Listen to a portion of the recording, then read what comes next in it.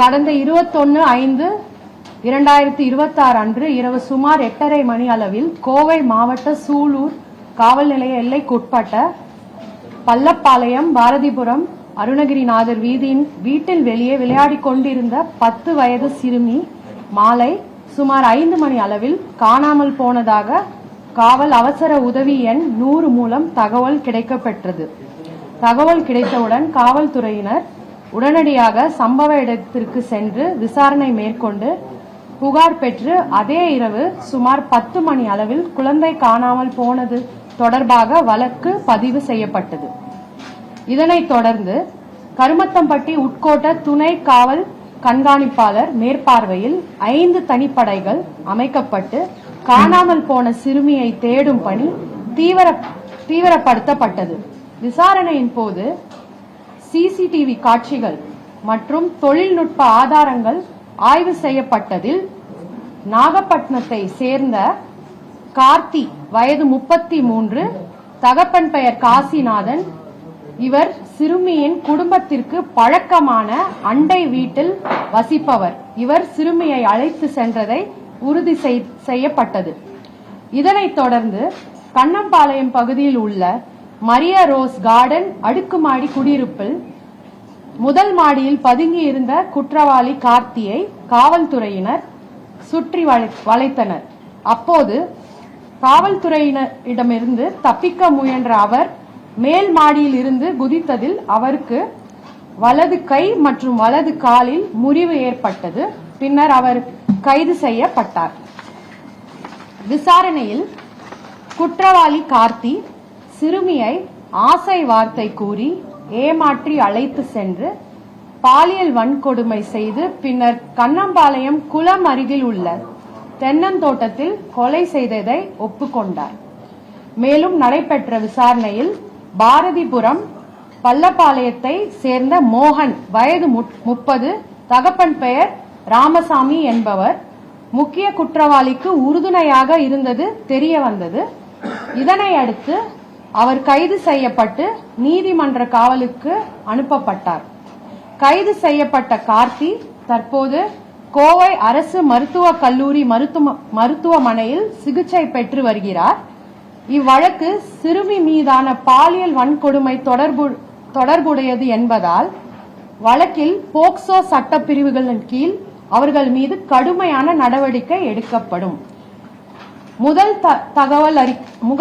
தகவல் கிடைத்தவுடன் காவல்துறையினர் மேற்கொண்ட துரிதமான நடவடிக்கை மற்றும் காவல்துறையினர் தயார் நிலை காரணமாக 24 மணி நேரத்திற்குள் வழக்கு கண்டறியப்பட்டு வழக்கின் குற்றவாளிகள் கைது செய்யப்பட்டுள்ளனர்.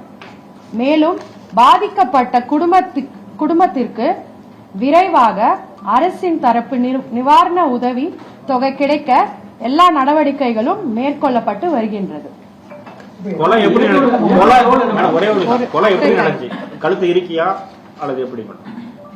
இன்னைக்கு போஸ்ட்மார்ட்டம் ஃபைண்டிங்ஸ் இன்னைக்குதான் போஸ்ட்மார்ட்டம் கண்டக்ட் பண்ணிருக்காங்க.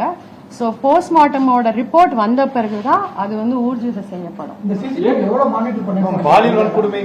யாராவது ஒருத்தர் பாலியல் வன்கொடுமைங்கிறது எப்படி உறுதிப்படுத்துறீங்க? அவர் கொடுத்த வாக்குமூலம் போஸ்ட்மார்ட்டம் ரிப்போர்ட் வராம போஸ்ட்மார்ட்டம் ரிப்போர்ட்ல வந்து டாக்டர் சொன்னதை வச்சுதான் இது வந்து போக்சோ செக்ஷன் முதல் அறிக்கை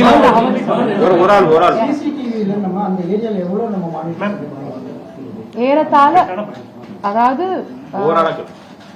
ஃபர்ஸ்ட் இன்ஃபர்மேஷன் கிடைச்சதுல இருந்து எஃப்ஐஆர் உடனே போட்டோம்.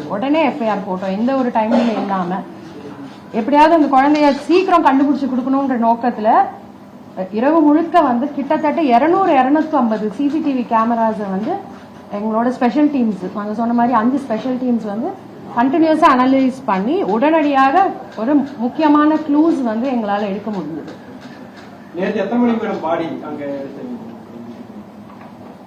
நேற்றுக்கு சுமார் ஒரு 6 மணி ஈவினிங் 6 மணி அளவுல.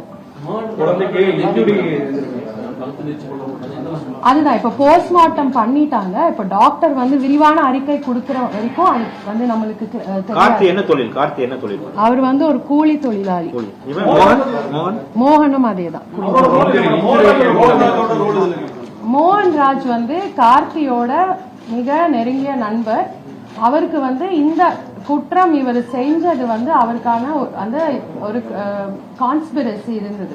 அவருக்கு குற்றம் செஞ்சதுக்கு முன்னாடியும் செஞ்ச பிறகும் இவர் கூட அவர் வந்து பேசியிருக்காரு இந்த குற்றம் சம்பந்தமாக. அதுக்கப்புறம் காவல்துறையினர்கிட்ட மறைச்சிருக்காங்க அங்க விசாரிச்சு. அவர் மீது கான்ஸ்பிரசி, கிரிமினல் கான்ஸ்பிரசி செக்ஷன்ஸ் எல்லாம் உங்களுக்கு டீடைல்டா எங்களோட பிரஸ் நோட்ல கொடுப்போம். வழக்குல வந்து போக்சோ பிரிவுல வந்து சேர்க்கப்பட்டிருக்கு. அப்படிங்கிற போது குழந்தையுடைய புகைப்படம், அவங்களுடைய பெற்றோருடைய பேட்டிகள் எல்லாமே சமூக வலைதளம் சரி ஒரு குறிப்பிட்ட ஊடகங்கள் வந்து பயன்படுத்தியிருக்காங்க. இதை வந்து நீங்க என்ன சொல்லணும்னு நினைக்கிறீங்க?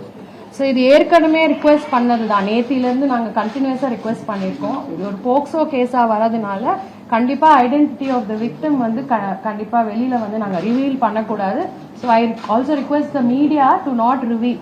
பை சான்ஸ் பண்ணியிருந்தா கூட அதை தயவு செய்து அரெஸ்ட் பண்ணிருக்கோம்.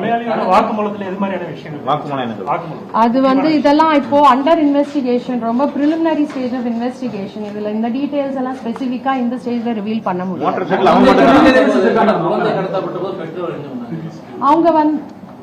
அவரு அந்த குழந்தையோட அப்பா வந்து வேலைக்கு போயிருந்தாரு.